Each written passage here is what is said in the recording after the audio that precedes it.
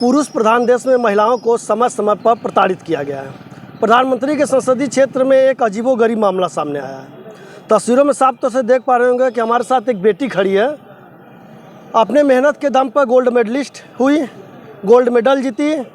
दुर्भाग्य से शादी होने के बाद उसके पति पर इन्होंने आरोप लगाया कि उन्होंने हमारी हत्या करने का प्रयास किया। लड़का मार के फांसी पे लटका दिया था और मुझको 3:30 बजे खबर आया ससुर द्वारा कि आपकी बेटी ने सुसाइड कर लिया। सर काफ़ी लड़ाई लड़ी, कोमा में भी रही। सूचना यह भी है कि कोमा में भी रही। इसके बाद अब देखिए सही सलामत सामने है। मुकदमा दर्ज करने के बावजूद भी वाराणसी पुलिस अभी तक गिरफ्तार नहीं कर पाई है। प्रधानमंत्री के संसदीय क्षेत्र में ही नहीं, पूरे हिंदुस्तान के कोने कोने में बड़े बड़े मंचों से प्रधानमंत्री खुद कहते हैं बेटी बचाओ बेटी पढ़ाओ का नारा देते हैं, लेकिन आज धरातल पर उन्हीं के संसदीय क्षेत्र में एक शर्मनाक घटना आया। गिरफ्तारी नहीं हुई है और बेटी के हत्या का प्रयास हुआ है, जो गोल्ड मेडलिस्ट है। बोल नहीं पा रही हैं, सही से बता नहीं पा रही, लेकिन इनसे एक बार पूछेंगे। क्या नाम है आपका? प्रिया सिंह। प्रिया सिंह। प्रिया जी, आप गोल्ड मेडलिस्ट रही हैं। पहले आप ये मत बताइए कि आपकी हत्या करने का प्रयास किया गया। पहले आप बताइए कि आपका जो खेल की दुनिया थी, आप गोल्ड मेडलिस्ट बनी, कैसे, कितना मेहनत की, बस एक लाइन में पूरी दास्तां बता दीजिए।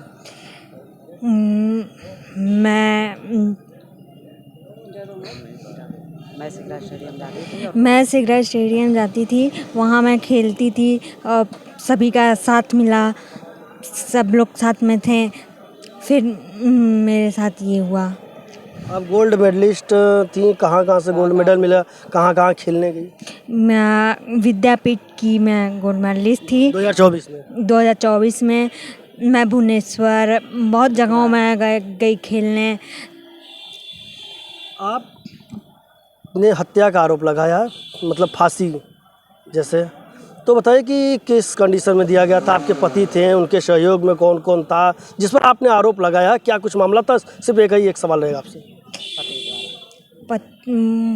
मेरे पति द्वारा लगाया गया और साथ में उनके दोस्त थे। उनके दोस्त भी थे। आप उनकी मम्मी हैं? जी सर। क्या नाम है आपका? निशा सिंह। आज आप सीपी साहब क्या तारीफ? जी सर। जी, इस मामले को लेकर वही गिरफ्तारी को लेकर सर। मुकदमा दर्ज है? जी सर, मुकदमा दर्ज है। लेकिन क्या कुछ मामला हुआ था? मामला हुआ था मेरी बेटी के साथ सर।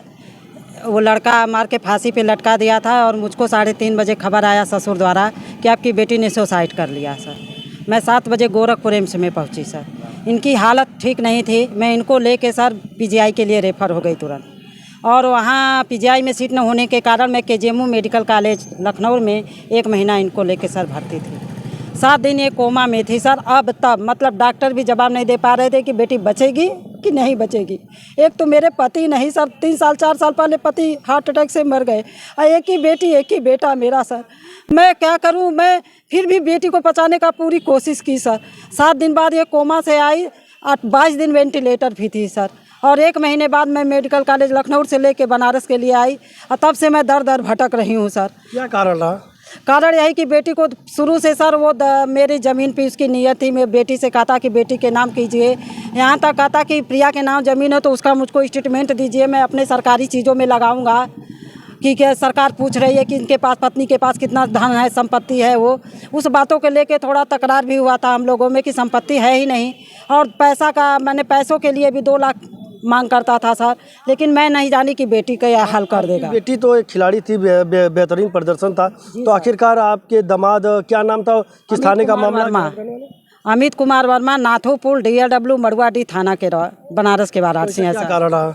सर वही दहेज को लेकर, और उस दिन का कारण ये था कि वो 4-5 कई लड़कियों से चैटिंग पर बात करता था, इन्होंने देख लिया था, और ये 1 हफ्ता पहले से मना भी करती थी कि आप चैटिंग मत कीजिए, लेकिन वो छुपा के करता था, और उसी दिन राज खुला, उसी दिन उन्होंने घटना को अंजाम दे दिया सर। तो फिर गिरफ्तारी हुई कि नहीं? अभी तक कोई कुछ नहीं हुआ सर।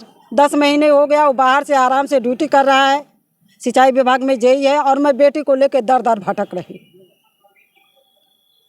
अभी देखिए इनका मामला है, और आपने जैसा कि देखा कि दहेज के लिए एक गोल्ड मेडलिस्ट बेटी को फांसी पर चढ़ाने का प्रयास हुआ। इनके अधिवक्ता हैं, यहाँ तमाम अधिवक्ता के साथ आए थे सीपी साहब क्या तारीफ देने। अधिवक्ता महोदय, आप बताइए कि पूरा मामला क्या है एक बार मामला ये है कि अपना परिचय दीजिए। प्रभु नारायण यादव अधिवक्ता हूँ मैं। मामला है कि मैं आज हम लोग इनकी मम्मी के और उनके साथ मिले हैं सीपी साहब से। सीपी साहब से आश्वासन दिया है कि इस पर धारा की बढ़ोतरी हो, क्योंकि मैंने सारे एविडेंस भी दिए हैं और एविडेंस के आधार पर जितने भी साथ सबूत मैंने फ़ोटो के साथ दिया उनको, इसमें कि सेक्शन में बढ़ोतरी, क्योंकि उनको मार के फांसी पर टांगा था, मतलब वो फंदा उंदा मौके पर सब कुछ मौजूद था, वहाँ पर पुलिस भी आई थी, सब कुछ देखी। तो हम यही चाहते हैं कि जो मुकदमा पंजीकृत हुआ है दहेज में हुआ है 498 और 323 505 में, मगर मामला ये नहीं बनता है। मामला ये है कि हमारा 109 BNS में बढ़ोतरी हो। हत्या का प्रयास किया गया है पूरा खत्ता। वहाँ सारे एविडेंस भी है, सारे सात सबूत मेरे पास हैं, क्योंकि मौके पर हम लोग गए थे, मकान मालिक ने सहयोग भी किया है। मकान मालिक तुरंत ताला बंद किया, तो उन्होंने सूचना दी हमको कि ऐसे आपके लड़के के साथ हो गया है। तो सारी चीज़ वहाँ पर है एकदम, फांसी फंदा लटका हुआ था, सब कुछ था वहाँ, पंखे पर सब कुछ। तमाम एविडेंस होने के बावजूद भी पुलिस ने मुकदमा दर्ज तो की, लेकिन हत्या का प्रयास नहीं। हाँ, हत्या का प्रयास नहीं की, क्योंकि दबाव है उसको कहीं से कहीं दबाव है, पुलिस पर दबाव बनाया जा रहा है, हर तरह दबाव बनाया जा रहा है। इसलिए हमने आज ज्वाइंट सीपी साहब से मिला है और उन्होंने आश्वासन दिया है कि इसमें जरूर बढ़ोतरी होगी सेक्शन की। देखिए, प्रधानमंत्री के संसदीय क्षेत्र का मामला है और यहाँ पर एक गोल्ड मेडलिस्ट बेटी को फांसी पर चढ़ाया गया। इनका आरोप है, मतलब हत्या का प्रयास किया गया, लेकिन बनारस पुलिस जो है हत्या के प्रयास में मुकदमा दर्ज नहीं की। अभी कुछ महीने पहले आपने देखा था कि स्नेहा कुशवाहा का भी मामला इसी बनारस में आया था। आरोप लगे थे कि उसका बलात्कार किया गया था, बलात्कार करने के बाद उसे फांसी पर चढ़ा दिया गया। ऐसा आरोप उनके घर वालों का था, लेकिन इस मामले में भी उचित कार्रवाई नहीं हो पाई। उनके घर वालों का ये बयान था। मनीष जायसवाल, एक खबर भारत, वाराणसी।